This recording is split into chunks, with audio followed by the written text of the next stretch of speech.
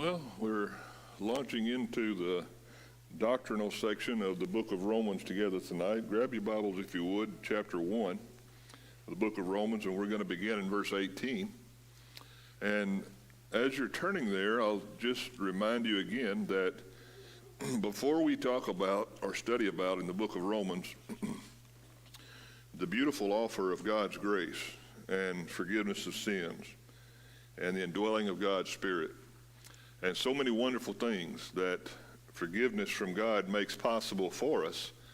Before we get to that discussion, which is something obviously we're always eager to talk about and study about, we have a lot of ground to cover in talking about why we need God's grace.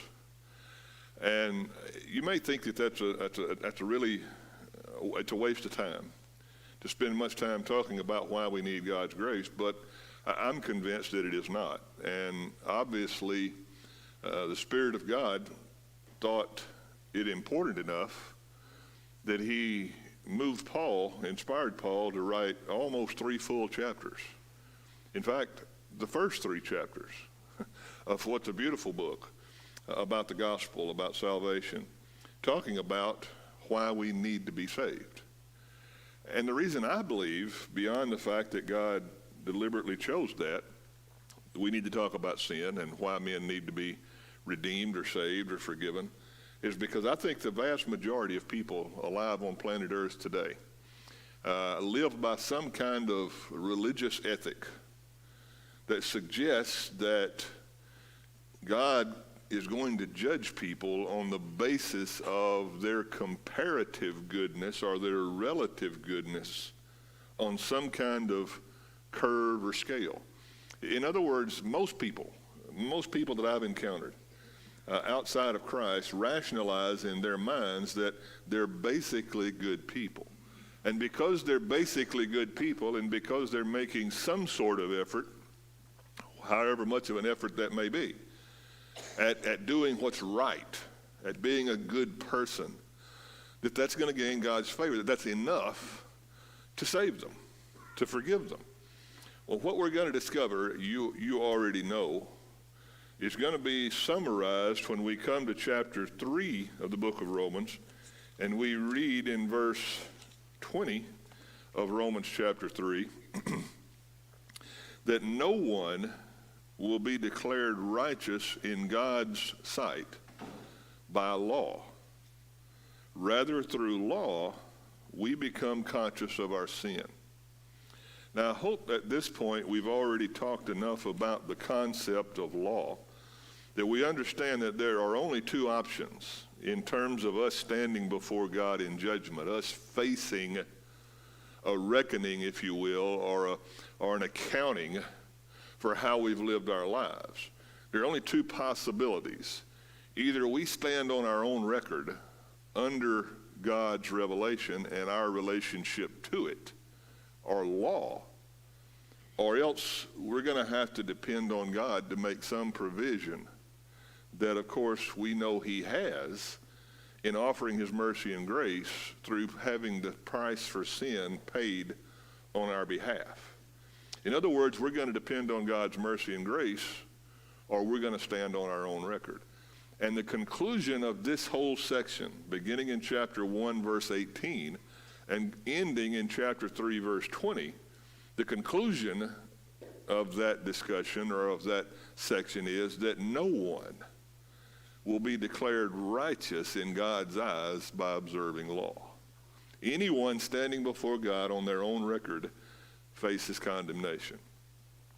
And, we've already discussed, and I don't want to spend too much time kind of, I guess you'd say, preparing or introducing this discussion because I'm really anxious to get into this text. But it's important for us to understand that sometimes our first thought is, well, what about people somewhere in the world that haven't had the opportunity to hear the gospel? Are you telling me that they're lost, that they're condemned, that they stand in a relationship that demands them standing before God accounting for their own sins rather than having those sins? And my answer, just as we're going to prove, I think, without any reasonable doubt, without any doubt, is the answer to that question is absolutely yes.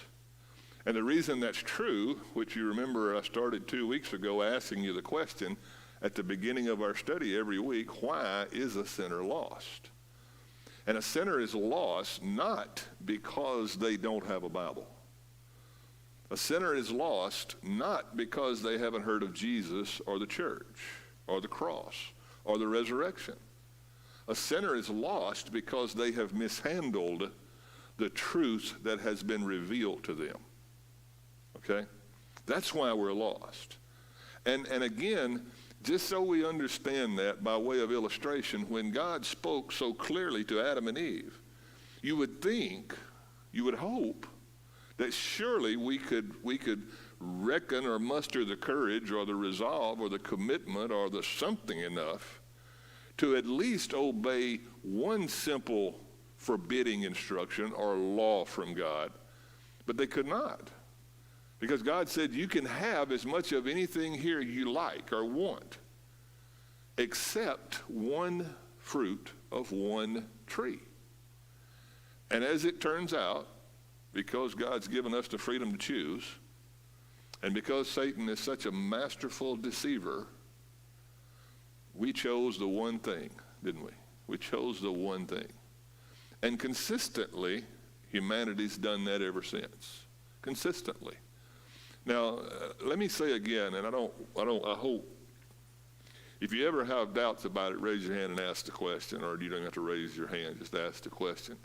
But you understand that in the discussion about people being lost, that the only exception to that is people who haven't reached the age of responsibility, or what we often refer to as accountability. And that doesn't just mean chronology or chronological age. It doesn't just mean children in terms of being 5 or 10 or whatever year olds. Some people grow up to be adults in chronological years, but never reach the intellectual capacity, right, to discern right from wrong, or to be responsible or accountable, as we again would use that word. So you understand that that's the exception. We're talking about people who reach sufficient mental capacity or mental age to be able to discern God's will, to understand right from wrong, to make a conscious, willful, determined choice, not only to do wrong, but to recognize that there are consequences for having done wrong. Now, having said all that, we begin in verse 18 of chapter 1. What's going to really, I guess it continues all the way through chapter 3, but it kind of takes a little bit of a different turn at the end of chapter 1. So at least from verse 18 of chapter 1 through the end of chapter 1, we're going to be talking about what happens when people choose to disobey or reject or suppress even the truth that God reveals. And the reason we're discussing that is because that's what all men do, okay? That's what we all did, didn't we? We all mishandled. Anybody in here have been capable or able to have flawlessly, sinlessly followed not just the instructions about God telling us this is what we should do, but to avoid all the things that we shouldn't do? In other words, have any of us in here lived up to the nature and the character of God? No. And no one else has either, okay? That doesn't demand, it doesn't suggest even that everybody has been given the same amount of revelation from God, because that's kind of where we get hung up, about that poor guy somewhere who doesn't have a Bible or doesn't know much of what we have so freely available to us. Surely his ignorance is an excuse, right? Well, no, because even with the law that was written on our hearts before the law of Moses, before the new covenant revelation, certainly, before many other revelations that God's made, even if only the law that was written on our heart was the standard by which we were judged, guess what the outcome would always be? We've all sinned and fall short of the glory of God. So whether we've mishandled a little bit of law or we've mishandled a whole lot of law makes little difference in terms of our condition before God. And actually it makes no difference, because one sin separates us from God. And how many more sins there are really doesn't do anything more than just harden our heart. It doesn't change our condition relative to God at all. So having said that, Paul begins in verse 18. He says, the wrath of God, the judgment of God, the disapproval of God, the judgment of God, short of final judgment, okay? The consequences that God causes to happen is being revealed from heaven against all the godlessness and wickedness of people who suppress the truth by their wickedness. Now let's stop right there. There's not a period, there's a comma, but let's pause there for a moment. Who is it that has been guilty of suppressing the truth? Every human that's walked the planet, with the exception, again, you remember what I've said, the exception being those who've never reached the ability to discern or be accountable because of their, disabilities or whatever you want to call it. What truth is it that these people against whom God's wrath is being revealed, what truth is it that's been revealed? Well, read with me. Since what may be known about God is plain to them, because God made it plain to them. Now, that's an important statement, because again, this mentality of somehow ignorance being an excuse is absolutely dispelled when we understand that God says men who suppress the truth are receiving the consequence of their action, which is the wrath of God, not in final judgment yet, but in ongoing judgment. It is being revealed. And the reason it's being revealed is because they suppress the truth by their wickedness. And just in case we wonder, they know God and at least some basic law or revelation from God, because God says, I've made it plain to them. I've made it plain to them. Now let me go back one more time, because this is usually historically, and if I'm insulting your understanding or your intelligence, I apologize. I don't want to do that. I've just taught Romans enough to know that this is kind of a hang-up point for a lot of folks. This is kind of a place where we have a hard time reasoning through how fair it is for God to judge people who don't have a Bible, or people who weren't born Jews, or people who have seemingly, comparatively, so little information or access. Again, the amount of information we've received from God about his nature and his character, which is what law is, the amount of law that we've received from God doesn't change the outcome of our position to God, because we can't handle one. Having many more doesn't change the situation at all. It only clarifies and more clearly defines the nature of God, and it ought to make us realize far more eagerly or quickly, I can't do this. I mean, the more clearly the law, the nature and character of God's revealed to us, the more clearly we see his purity, his holiness, his sinlessness, and we want to be in fellowship with him, then the more he tells us of that, what the result should be is for us to be totally overwhelmed with our own guilt and fall on our knees in his presence and say, God, please help. Please help.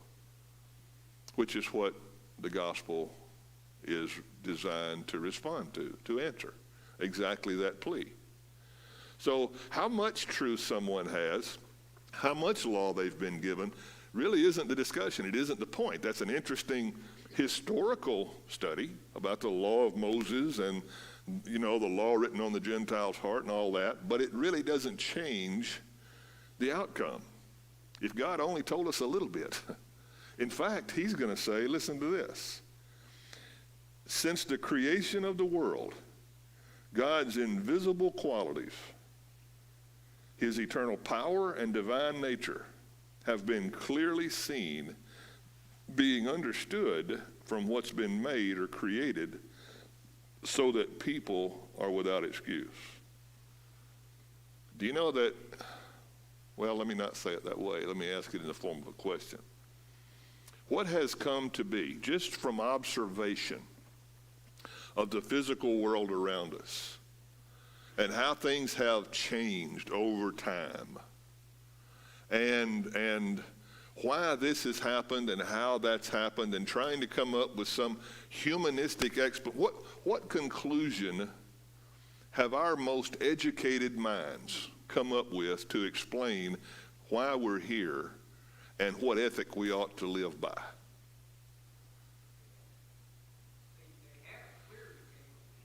The only thing they've come up with, it just happened. And we've evolved from some lower form of life by some series of happenstance events into what you now see. In other words, what they've concluded is that we're basically no different than animals, except we are a little bit ahead of them in the evolutionary cycle. Now, you know when I do that flies in the face of Genesis 1. We don't have to go any further than that, okay? You know that. But here's my point. How logical? No, I'm not asking you to apply your Christian knowledge to this question. I'm just asking you as a human being, how logical is it to look at the stars in the sky at night, or the cycle of sunrise and sunset, or the changing of seasons, or goodness gracious, just stand back and look at the mountains for a moment. How logical is it to conclude from all that it just happened? It just happened. We don't need a God to explain that. It just occurs. I'm no doctor, but I'm going to tell you something. The human eye, for example, or the human heart, that is, to say it's an amazing, masterful design is an understatement. What makes an eyeball see?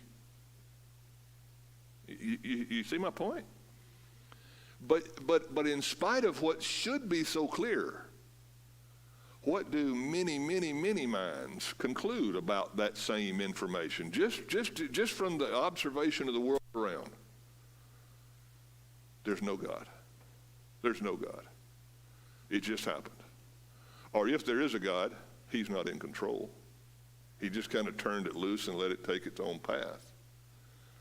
Folks, there's a lot of revelation from God besides the creation, okay? There's a lot more than that. You don't learn too much about the character or nature of God beyond the fact that he must be awfully powerful. And he must be awfully intelligent to be able to control and create and maintain the systems that we see operative in our world every day. That's pretty basic to a knowledge or an understanding of God. But even that, the problem with people coming up with this theory of evolving or evolution is that it's an effort to discount what God says, what God declares. And if you're going to pursue a life trying to deny, suppress, reject what God says, what God reveals, then that's the topic that Paul's talking about here. That's the kind of people, he says, who God's wrath is being poured out on, being revealed against. Now, again, well, I'm not going to do it again. Any question?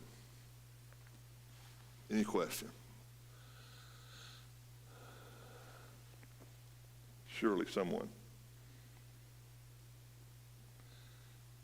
Well, verse 21 says, for,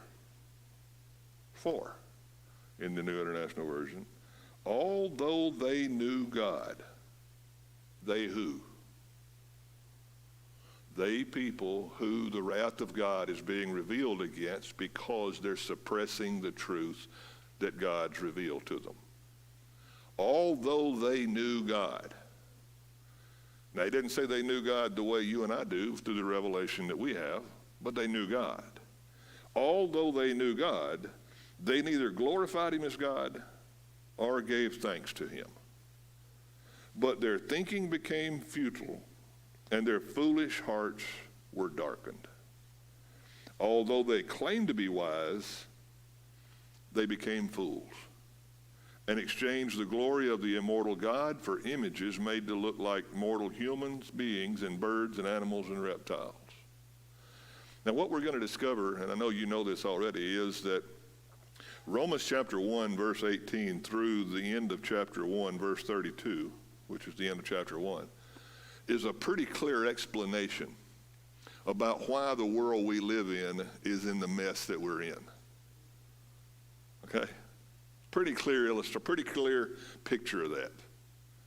I mean, where we are on the scale of beginning with just denying God or refusing to glorify God or refusing to acknowledge God, or ending up where the chapter ends up. Somewhere along that continuum, we find the reasons why, the symptoms of an individual, a nation, or a world that chooses to suppress or reject God and elevate themselves and their will and their wishes and their reasoning and their thinking. It reveals the consequences of that. And here's the frightening part, okay? 3 times in this section, little short section, half a chapter, a little more than half. God says, part of God revealing his wrath from heaven is God gives them over to their desires. 3 times at different stages in this process, God gives them over to this sin or to this next level of depravity, if you will. And that's really what verse 18 through verse 32 of chapter 1 is. It's a scale of depravity, all of which are the result of people rejecting God. Now, when I think of a God-rejecting person, my first thought is some kind of, I think of a very reprobate person. I think of someone who's very hard-hearted and calloused and who's very vocal in talking about despising a God and those kind of things. But the truth is, that's not the whole picture. That's the extreme example. But the whole picture is that anytime anyone chooses to do things my way rather than God's way, what are we doing? Are we glorifying God? Are we submitting to God? Are we showing gratitude to God? No, we're in this, okay? This is the picture of everybody if it weren't for Jesus, who we're going to learn about after chapter 3, verse 20. This is the story of humanity without Jesus. Everybody. From Adam to us. And however many future generations God chooses to let there be on the earth. But he said it's this process of falling away, or this process of God's judgment being revealed against these people, begins with the fact that though they claim to be smart and intelligent and wise, the truth is they draw conclusions that prove them to be fools.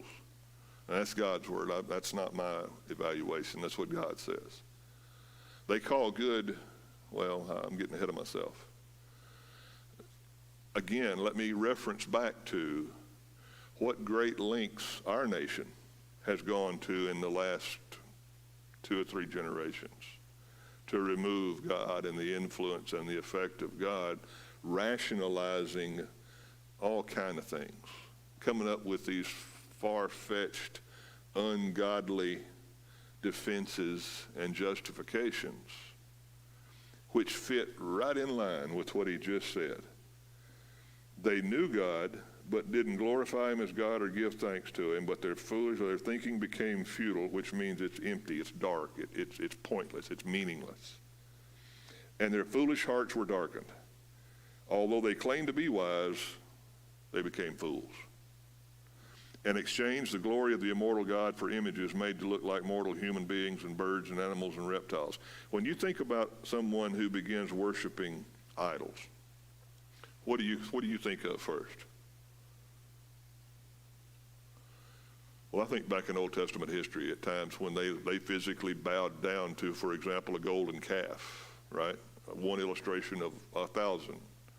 I think about Molech. I think about so many other times and periods in history. I think about how many times God reprimanded them and corrected them for their participating in these heathen, ungodly, religious things that they were engaged in all around Israel.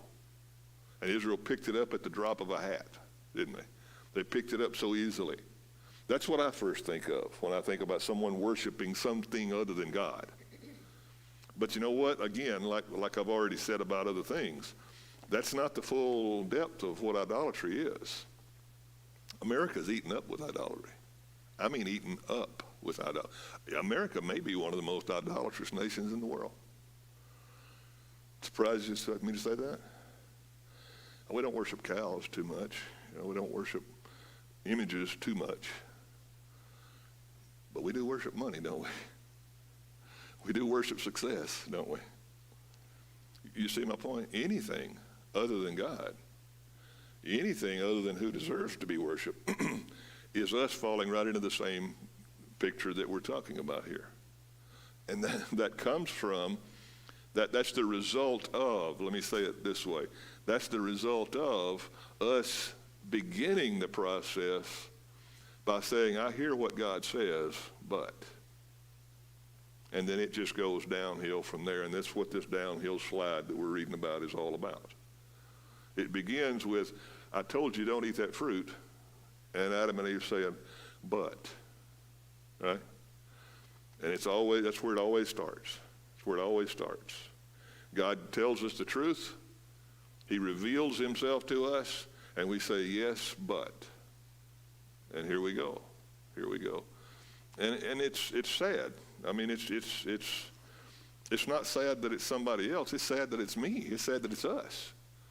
We think of ourselves more highly than that, don't we? We think of ourselves as being, surely we could have learned by now, right? No, we've just learned more masterful ways of doing it. We've just become a little more polished around the edges is what we've become. Any comment or thought? Question?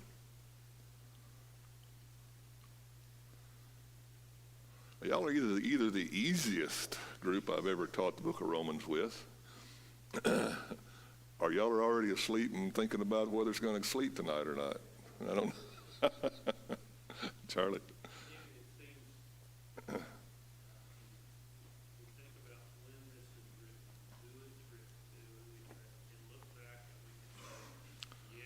Yep, that's right.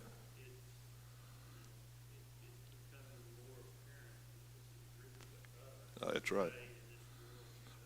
Yeah, it's. While the power in Rome was Caesar and was looked upon as a god. That's right. How far have we come from that when we look at government as our That's right. That's right. when we look at power as our god? That's right. And these things,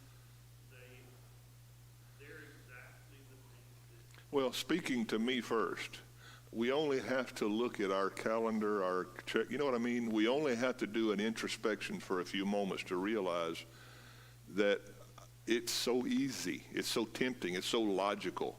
I can come up with such polished justifications for not putting God where he belongs, for not listening and not just hearing, but following God. We're just, I guess men have always been what we would call good at it, but I guess at any time in history, if you'd looked, it probably wouldn't have been a lot different, certainly not in the outcome or the result. The only thing that's changed has been the way we go about it, the polish with which we apply, you know what I mean, or the shine that we put on it, or the eloquence of our defense, or self-justification. But men are still men. Men are still men, and our hearts are still prone to sin. And the result's always the same. The circumstances, I remember when I was a little kid, they had a show, and I don't remember what show it was. I was that young. But the opening line, and I probably won't even remember it right, but it was something to the effect of, it was a kind of an investigative cop type show, but the names have been changed to protect the innocent.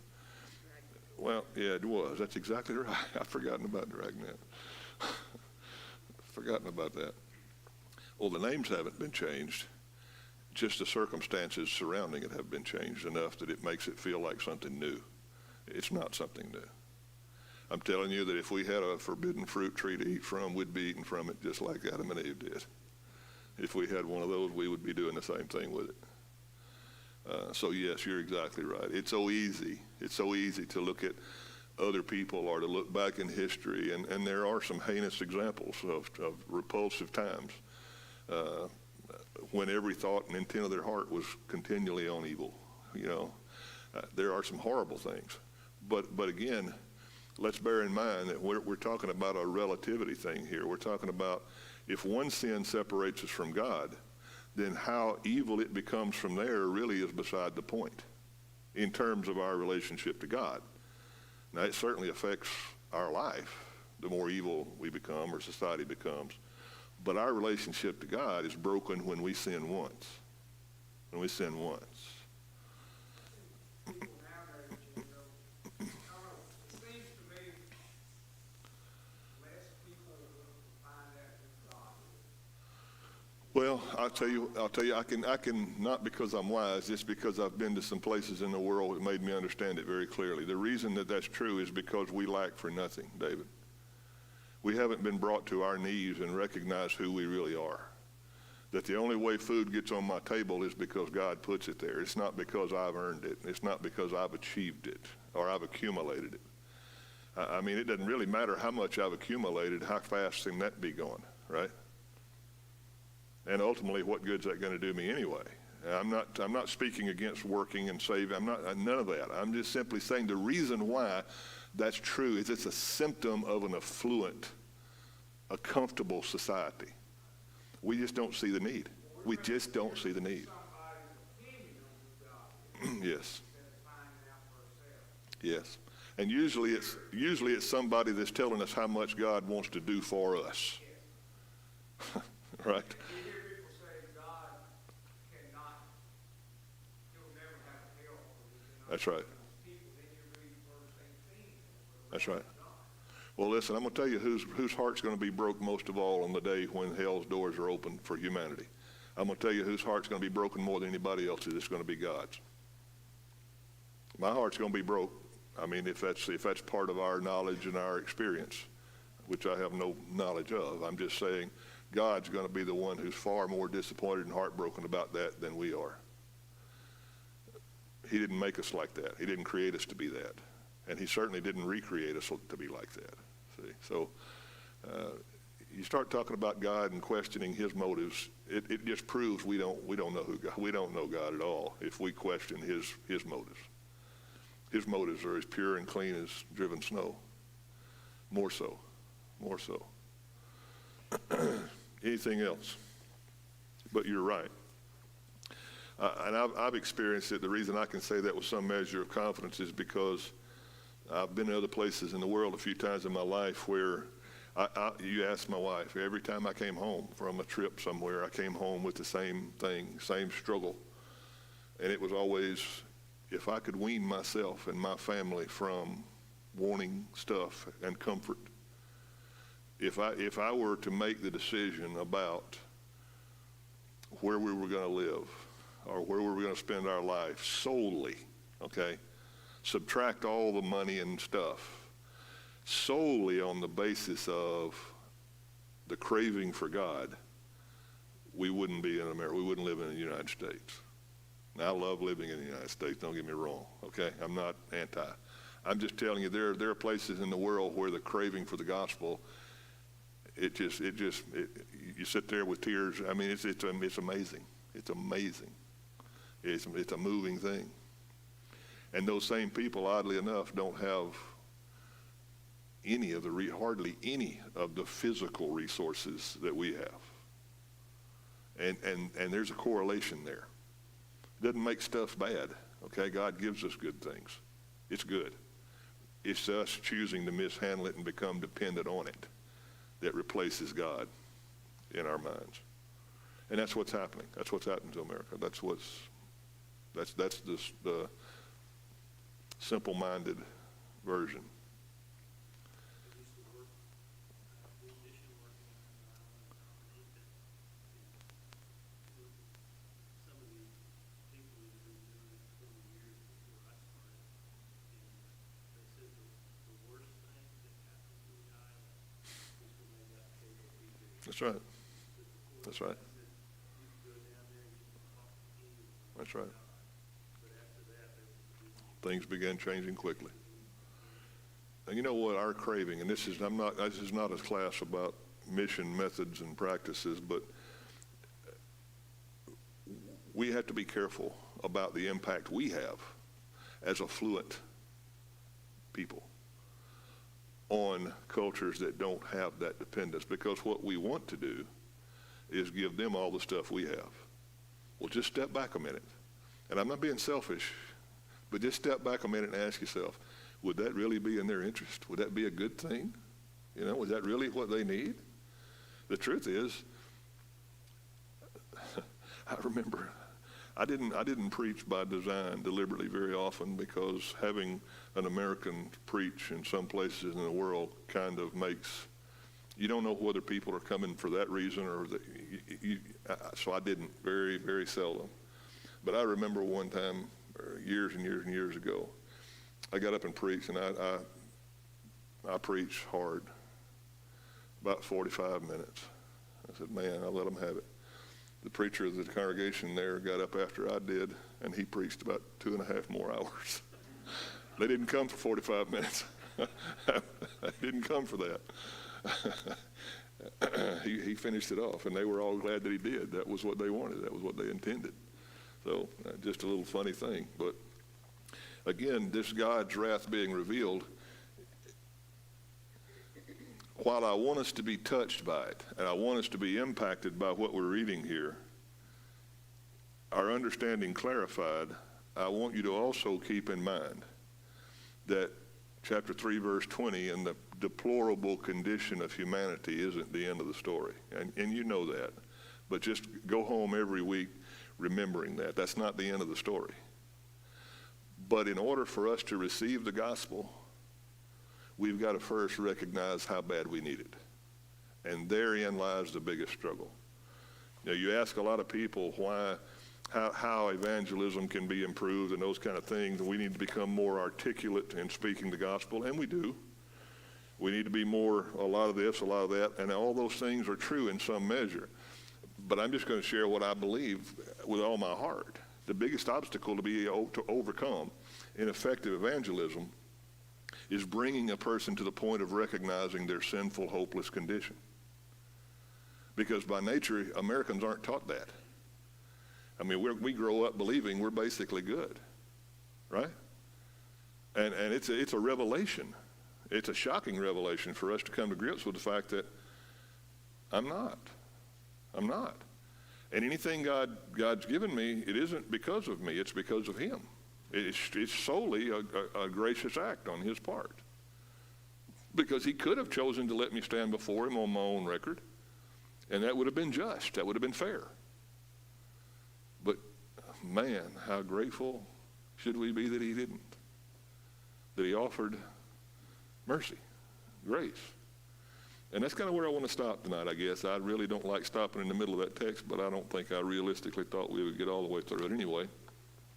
But I want you to read that. I really would ask you to read that repeatedly in the next week, that section of Scripture. And you'll see if you haven't already, that's a picture that fits too closely to home to be comfortable. It's hard. It's challenging.